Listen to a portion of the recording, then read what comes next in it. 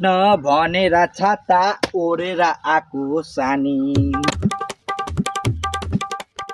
खोइ दाजुलाई पैसा माग्नु आएको, काम गरेको पैसा पनि दिएकै छैन। केटाहरूले भक्कै लागिसक्यो भ्यालेन्टाइन डेमा जाउँ भनेर। कहाँ गयो आज दाजु? दाजु हजुर भाइ, के हजुर। गर्दैछ तिमी? हट तेरिका, यत्रो ह्यान्डसम भएर कहाँ निक्लेको बिहान बिहानै तिमी? अब जानु छ नि, तिमीले पैसा दिनु काम गरेको।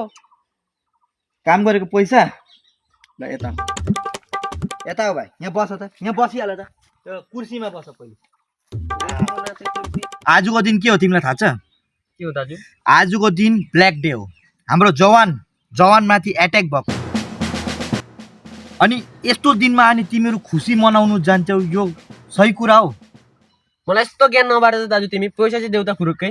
होइन भाइ, तिमी मलाई हिजोको राति मागेको म दिन्थे, तर आजको दिनमा पैसा दिनु सक्दिनँ। दिँदैन पैसा। बस न पैसा भन्ने कुरा हेर, पैसाले दाजुभाइ मालिक नोकरको बिचमा दरार बनाउँछ। पैसा भन्ने कुरो दुश्मन हो भाइ। तिम्रो दिमाग दुखिसक्यो भयो। लु सुन, एउटा क्वेसन पैसा देऊ तिमी। पैसा देऊ। सुन, हाम्रो देशको पहिलो प्रेसिडेन्ट को थियो यो मलाई भन।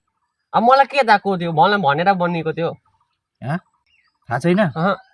म भनौँ? भन्नु न। तिमी जस्तो हेन्डसम मान्छेलाई त थाहा छैन, मलाई चाहिँ कहाँबाट थाहा हो?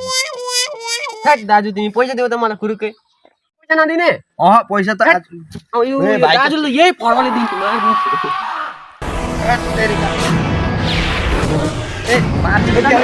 पैसा देऊ।